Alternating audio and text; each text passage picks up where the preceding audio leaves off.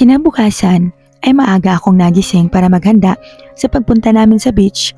Hindi na ako nag-abala pang magluto dahil hindi naman ako magaling doon. Nagayos ako ng mga damit na susuotin at ilang oras pa ay ready na akong umalis. 8 AM nang sunduin ako ni Travis at dumaan kami sa ospital. Napaalam ko na kahapon si Rio at pumayag naman si Dr. Lee lalo na't kasama naman namin si Travis. Ready na din si Rio at nakaayos na ang bag niya na hinanda daw ni Nurse Jane. Umalis rin kami agad at nagtungo na sa beach. I'm so excited, ate. Masayang sabi niya habang nakatanaw sa labas ng bintana. Tumanaw din ako sa labas ng sasakyan at tanaw na mula rito ang kulay asul na tubig ng dagat. Nag-check-in kami sa isang hotel. Isang room lang ang inoccupy namin since hindi naman kami aabuti ng gabi. Pagkapasok namin sa loob ng room ay agad kaming nagbihes at sabay na kami ni Rio sa isang CR. Tinulungan ko siyang magbihes. She's so cute wearing a one-piece swimsuit pero halata ang pasa sa katawan niya. Is it okay for them to see this? Tanong ko sa kanya habang hinahawakan ang mga pasa niya. It's okay, ate. Sagot naman niya. Ngumiti ako sa kanya at hinalikan siya sa pisngi. Ayan, you're so pretty. Pipicturean kita mamaya. Masayang sabi ko sa kanya. Lumabas siya sa CR kaya't nagpalit na ako ng damit. Nagsuot lang ako ng blue two-piece swimsuit pero pinatungan ko ang baba ng denim shorts. Naglagay rin ako ng see-through. Lumabas ako sa CR at naabutan si Rio na kinukuha ang mga laruan niya. Si Travis naman ay nasa kabilang CR para magpalit din ng damit. Travis, bilis! Excited na tawag ko sa kanya. Coming! Sabi niya at ilang sandali pa ay lumabas na siya sa CR. Muntik na akong mapanganga nang makita ko siya. Buti napigilan ko ang sarili ko. He's topless at kitang-kita ang abs niya. Tara na! Yaya ako sa kanya at iniwas ang tingin ko. Lumapit siya sa amin at inakbayan ako at nilapit niya ang bibig niya sa tenga ko. You're sexy. Feeling ko namumula ang mukha ko sa sinabi niya. Agad kong inalis ang pagkakaakbay niya at mahinang sinuntok siya sa tiyan niya. Hindi ako nantsa-chancing, promise. Tumawa naman siya at sabay na kaming lumabas sa hotel room. Agad na tumakbo si Rio papunta sa buhanginan pagkalabas namin. Naglakad kami palapit sa kanya at tinulungan siyang maghukay sa buhangin.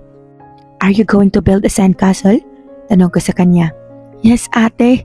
Masayang sagot niya kaya tinulungan namin siyang gumawa ng castle. Ano ba? Panggulo ka eh. Inis na sabi ko kay Travis dahil gumuguho ang buhangin tuwing siya ang maglalagay. Ako pa, ikaw nga itong walang ambag. Sagot niya pabalik sa akin. Tinignan ko siya ng masama at binato ng maliit na timbang laruan. Rio, inaaway ako ng ate mo. Sumbong niya kay Rio. Tumingin naman si Rio sa aming dalawa. Kuya, you don't know how to make castle. Natawa kami ni Rio dahil mukhang inis na inis siya.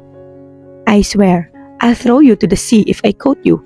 Nagkatinginan kami ni Rio at sabay na tumakbo palayo. Hinabol naman kami ni Travis. Tawa ng tawa si Rio habang hinahabol kami ni Travis. I'm coming! Sigaw ni Travis kaya't mas lalo kaming tumakbo. Damn! I shouted when he suddenly caught me. Nagulat ako na bigla niya akong buhatin at tumakbo siya papunta sa dagat. Napahigpit ang yakap ko sa leeg niya dahil mukhang itatapon niya talaga ako. Ibaba mo ako! Tumatawang sigaw ko sa kanya habang pinapadyak ang paa ko. Sige, ibababa kita. Ngumisi muna siya at bigla niya akong tinapon sa dagat. Tawa siya ng tawa at tumakbo pabalik para habulin si Rio. Tawa rin ako ng tawa habang pinapanood kung paano magpapadyak si Rio nang mahuli niya ito at tinapon din sa dagat. Agad naman akong lumapit kay Rio at niyakap siya. Tawa lang kami ng tawa at mukhang nag-e-enjoy naman si Rio. Naghabulan pa sila ni Travis habang ako ay nakababad lang sa dagat habang pinapanood sila. Ilang minuto pa ang lumipas ay tila pagod na pagod sila. Kumandong sa akin si Rio habang nakaupo kami sa dalampasigan. Si Travis naman ay tumabi sa akin. Are you tired, baby? Tanong ko sa kanya. Opo, sagot naman niya. Tara, balik muna tayo sa kwarto. Tumango naman siya at naglakad na kami. Kuya, I want piggyback ride. Agad namang lumuhod si Travis at inangkas si Rio. Mauna na kayo sa kwarto. Pulutin ko lang yung laruan. Tumango naman si Travis at nauna na sila. Matapos kong pulutin ang mga laruan ay sumunod din ako agad sa hotel. Basa pa ang damit ko habang naglalakad ako sa hotel. Pinagpagan ko ang buhangin sa binti ko habang naglalakad ako nang bigla akong mabangga. Napahawak naman ako sa kamay ko dahil kumirot iyon. Inalis kasi ni Travis ang cast nito dahil minor lang pala yung injury at pwede na ang bandage. Ay, sorry. Sabi ko at agad na nag-angat ng tingin.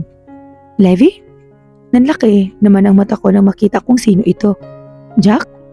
Nakasuot siya ng suit at tila may business na dinaluhan dito. Why are you here? Nagtatakang tanong ko sa kanya.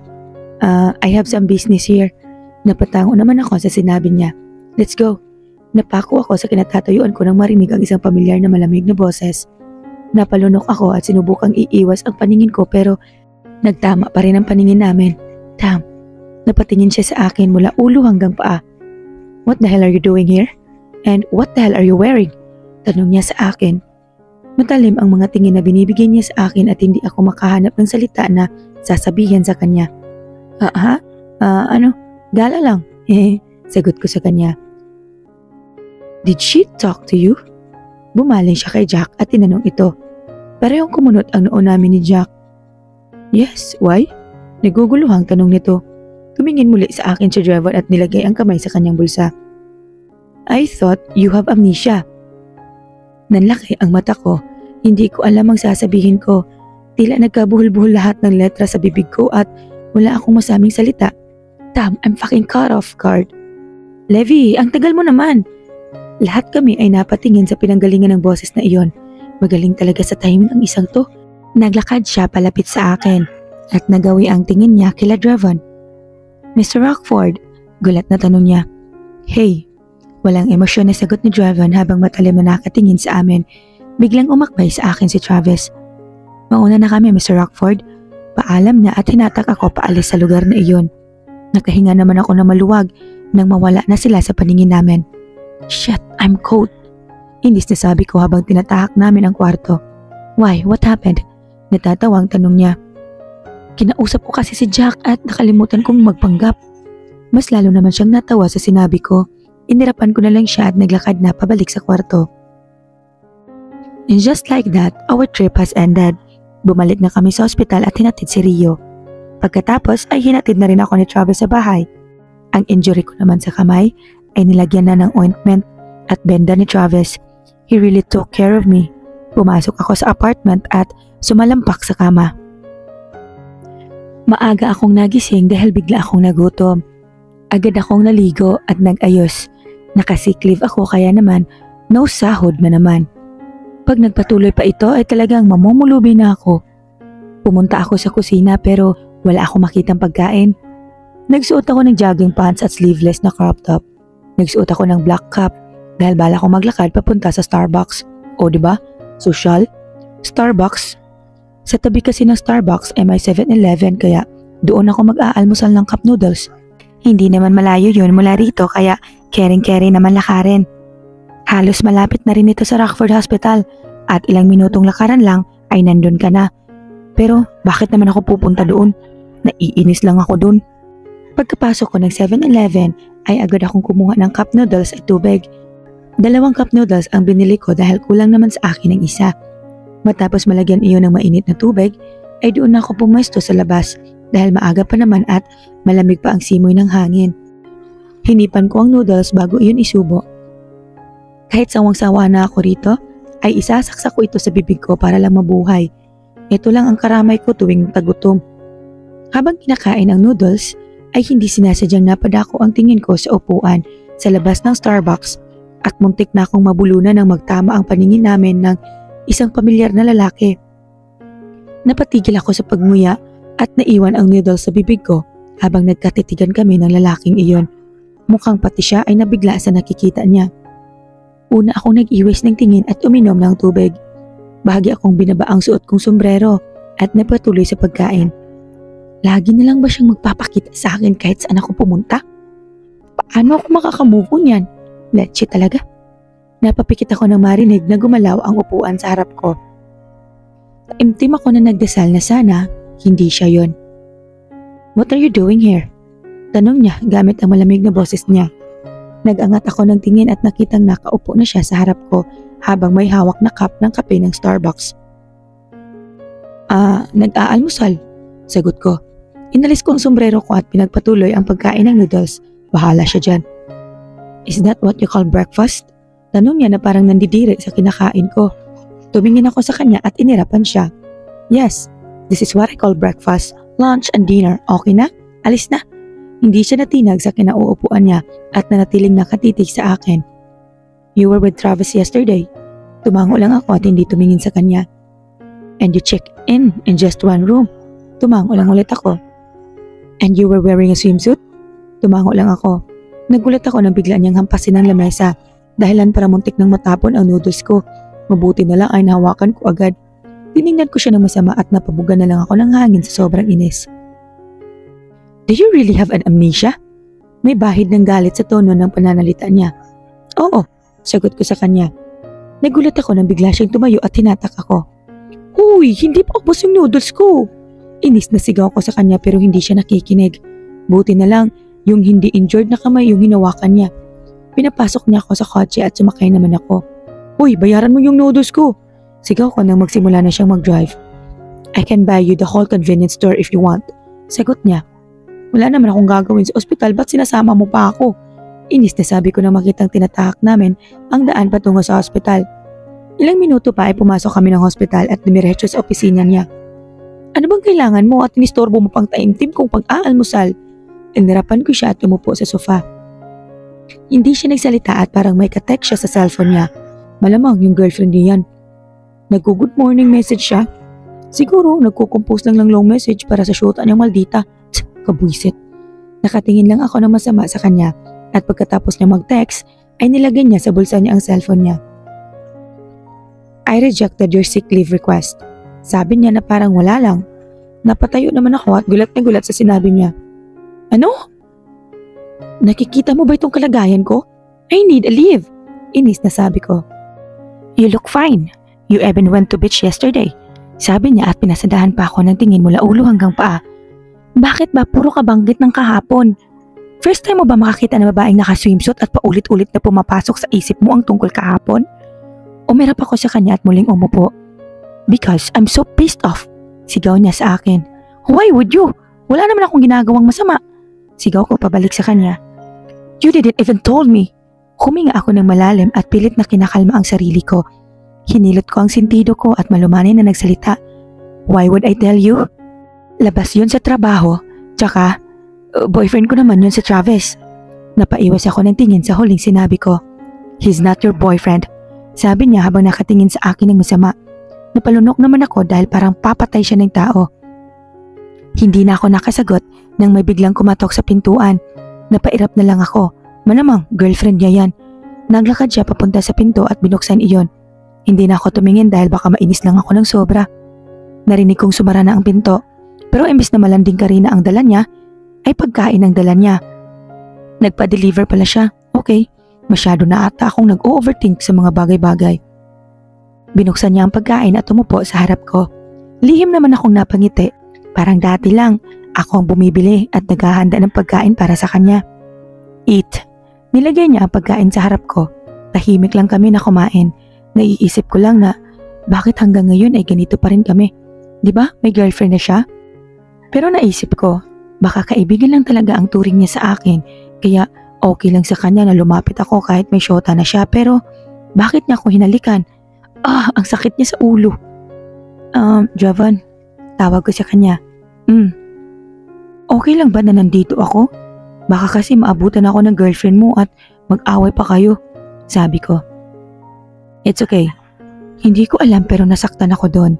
Nag-expect lang naman ako ng slight na sasabihin niyang wala na sila o hindi talaga sila. Oh, well, ano bang magagawa ko? Tumango na lang ako at kumain ulit. Sana pala talaga ay nagkaroon na lang ako ng totoong amnesia para naman kahit saglit ay makalimutan ko siya. Dami-dami ba naman kasing lalaki na mamahalin ay yung may girlfriend pa? You can remember, don't you? Tanong niya. Hindi ako nag-angat ng tingin at tumingin lang sa kinakain ko. Wala naman point para magpanggap pa. Mukhang wala rin naman siyang paki doon. Yeah, simpleng sagot ko. Hindi siya sumagot, kaya uminom na ako ng tubig at niligpit ang pinagkainan namin. Tapos na rin naman siya. Aalis na ako, salamat sa pagkain. Tumayo ako at tumalikod sa kanya pero hinatak niya ang kamay ko. Hinatak niya ako papunta sa balcony ng office niya. Napakaganda. Kitang-kita ang buong syudad. Huminga siya ng malalim at iniharap ako sa kanya. Tumingin siya sa mata ko ng seryoso. I'm sorry. Kumunot ang noo ko sa sinabi niya. Eto ata ang unang beses na narinig ko siyang sabihin ito. Para saan? Wala ka namang kasalanan. Sagot ko sa kanya. Huminga siya ng malalim at tumingin sa baba. She's not my girlfriend. Sinabi ko lang yun para layuan mo ko. I don't want you to be dragged into my world. Ayoko lang masaktan ka kapag lumalapit ka sa akin. Tumitig ako sa mata niya at hindi alam ang sasabihin. Hindi mo siya girlfriend? Tanong ko. Yeah. Bakit kayo naghahalikan? Tanong ko.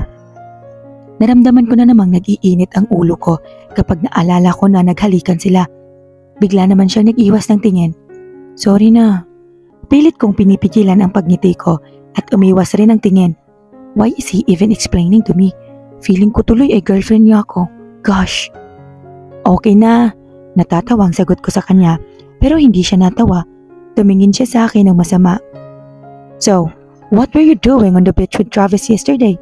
Paulit-ulit siya. In fairness Ginala lang namin si Rio. Sagot ko naman. For Pete's sake, you were together in just one room and you're fucking wearing a provocative swimsuit. Hindi na niya natapos ang sinasabi niya nang tupingkayad ako at hatakin ang leeg niya. I picked on his lips and felt him froze for a moment. Lumayo ako agad sa kanya at parang hanggang ngayon ay gulat na gulat siya. Namumula ang mukha niya at bigla siya nag-iwas ng tingin. Pagkatapos ng ilang segundo ay tumingin siya ulit sa akin at ngumiti. Tam, ngumiti? Did you just smile? Hindi makapaniwalang tanong ko. Bigla naman siyang nagseryoso pero hindi niya mapigilan ang ngumiti. Ngayon ko lang siya nakita ngumiti and I swear, that's the most precious thing I've seen in a while. Naglakad na siya papunta sa table niya at nagbasa na siya ng mga papeles sa lamisa niya. Umupo naman ako sa upuan sa harap ng table niya, humalumbaba. Bakit mo na-reject yung leave ko? May pilay pa yung kamay ko. Sabi ko sa kanya habang tinititigan ang mukha niya. You can work here at my office. Nanlaki ang mata ko sa sinabi niya. Nurse ako, hindi sekretary. Inis na sigaw ko. Okay, then I'll reject Travis' leave instead. Kumunot ang noo ko at nagtatakang tumingin sa kanya. Bakit nasama si Travis? Tanong ko. Hindi kayo pwedeng magsabay ng leave, sagot niya. At bakit? Naguguluhang tanong ko.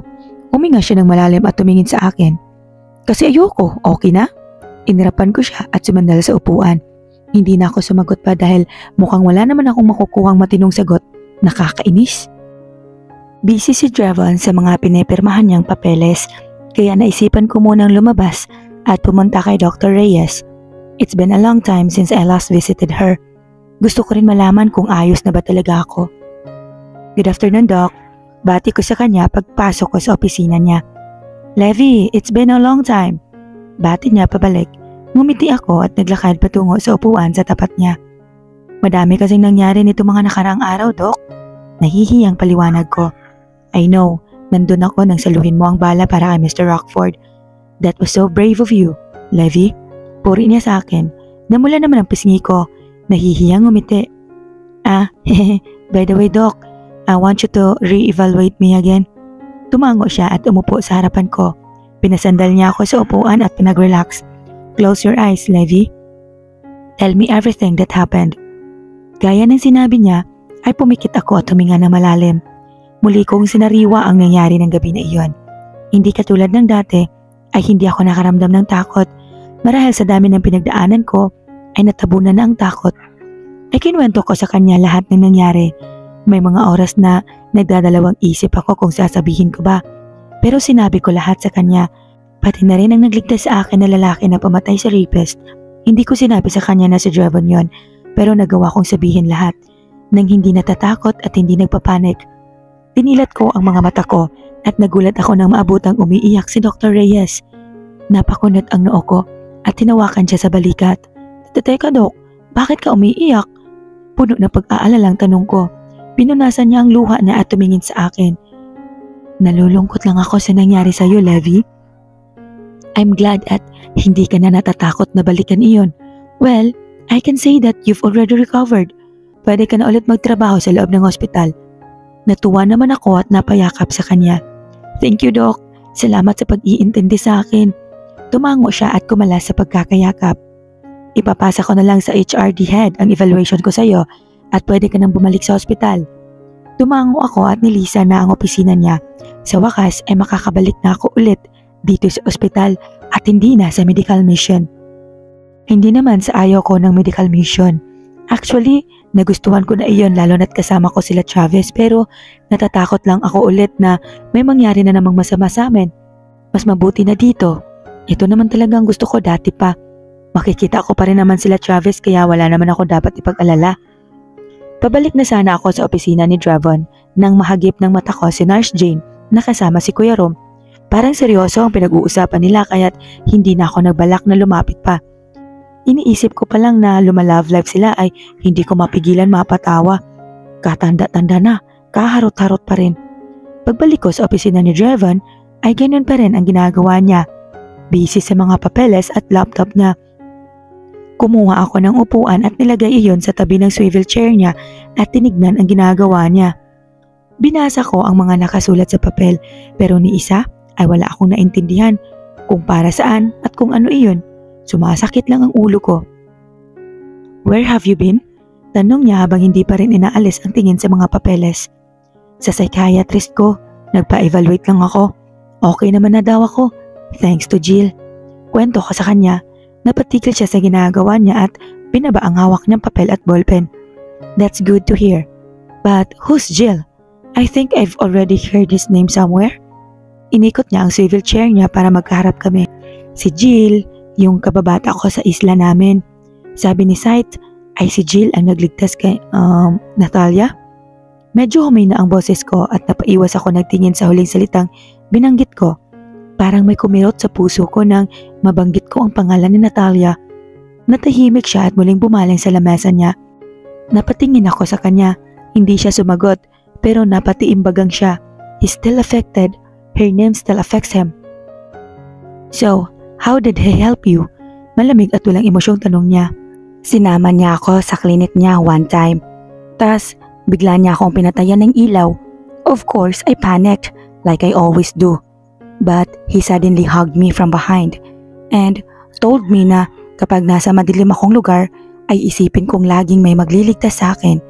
Then, he exposed me to bloods. For almost 1 month ay ganun ang routine namin." Medyo natatawang kwento ko. Humigpit ang hawak niya sa ballpen at huminga ng malalim.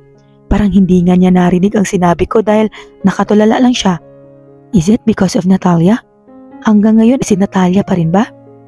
Parang binalot na naman ng inis ang puso ko, pero pinilit ko pa rin ang ngumiti. Maybe he's just stressed and can't sort out his feelings. I need to understand him. After all, he's a freaking complicated guy. "Kumain ka na ba?" Pag-iiba ko sa usapan. Parang natauhan naman siya at tumingin sa akin. "Not yet. How about you?" Tanong niya pabalik. "Hindi pa rin. Bibilhan na lang kita." Pag-o-offer ko. Tumango naman siya at inabot sa akin ang card niya. Lumabas na ako ng opisina niya at bumaba.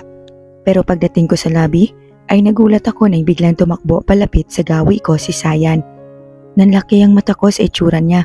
Gulo-gulo ang buhok, maraming pasa sa mukha at umiiyak. Mas lalo ako nabigla nang bigla siyang lumuhod sa harapan ko. Agad akong napatingin sa paligid. At pinagtitinginan na kami. "What are you doing?" Naiilang na tanong ko habang hinahawakan siya sa balikat para patayuin. "Sorry sa nagawa namin. Please, patawarin mo kami." Sabi niya habang umiiyak. Pinatayo ko siya at hinatak papunta sa bakanting kwarto. Umiiyak pa rin siya. "Anong nangyari sa'yo? Tsaka, bakit ka ba humihingi ng tawad?" Naguguluhang tanong ko.